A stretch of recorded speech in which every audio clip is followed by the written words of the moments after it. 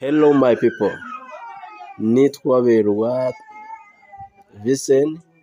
Uyu munsi nagiye mu karere ka Rutsiro, nahuye n'umuhanzi wakoze indirimbo nyinshi zishoboka kandi zibyinitse. Muri aka kanya musaza watwibwira ukanabwira n'abantu bari kugukurikirana kuri Berwa TV ukabibwira. Murakoze. Urongera ijwi? Murakoze. Nitwa Mr. PDG. Mr. PDG. PDG, abantu bakuzi ni nk'igiki bakuziho? Mu bisanzwe urabona ko ndi umujene ukeye. Yego. Ndi umuhanzi ubitangiye mu gihe kitarenze nk'imyaka 3. Yego. Genda nkora amakorabo. Yego. Maze gukora korabo zigeze nko muri 3, ndi gupanga no kujya gukora indi ndirimbo yanjye. Yego. Burya bajya bavuga ngo ijya kurishihera ku rugo. Hari akaririmbo nandikiye akarere ka Rutsiro. Hano muri Rutsiro umvura amaho kapera. Uraririmbaho gato.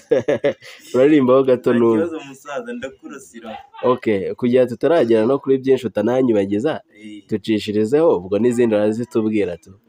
Kuguma nyine bavuga ni bino welcome uze wirebera Rutsiro ibyiza bihari. Yego. Kankutere uri mu njyana ya Afrobeat. Nta kibazo rwose. Rutsiro yacu reka tukuvuge heya, abo wabyaye tukuririmbe mama, izire mama disizire shenge, izire welcome Rutsiro.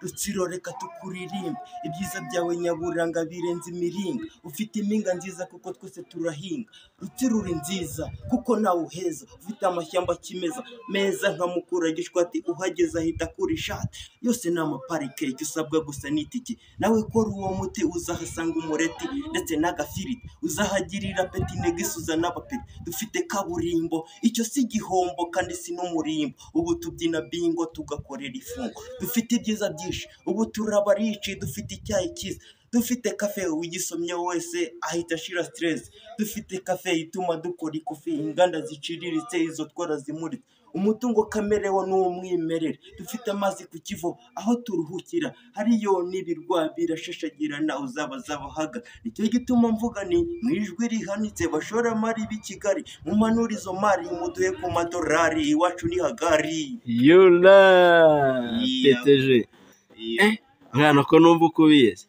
Ubwo ngubu ako ntabwo mutiriye ibigomba birahanisa. None se mwana ariyo bambwiye uheruka gukorana n'umupadiri ikubiye bya hatari, sinzi yitwa ngo iki, ntago nibuka izina ryayo, sinzi niba babibwira abakurikira Berwa TV.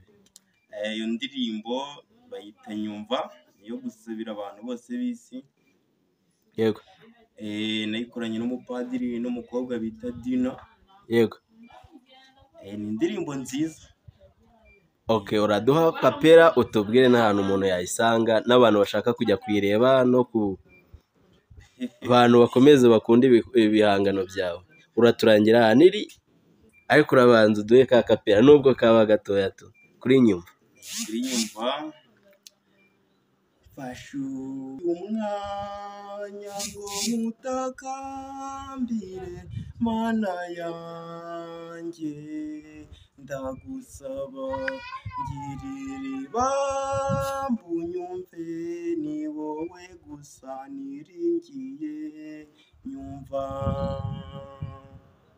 amatwi yanjye niyumva, ndareba simbone, ubwenge bwanjye n'umutima biragunga, aheza uneganyiriza mbera kure, wowe nyiribihe uzigikwiriye, wowe ntakambira ni wowe uzansubiza. Wow, PDG kaduhindure background.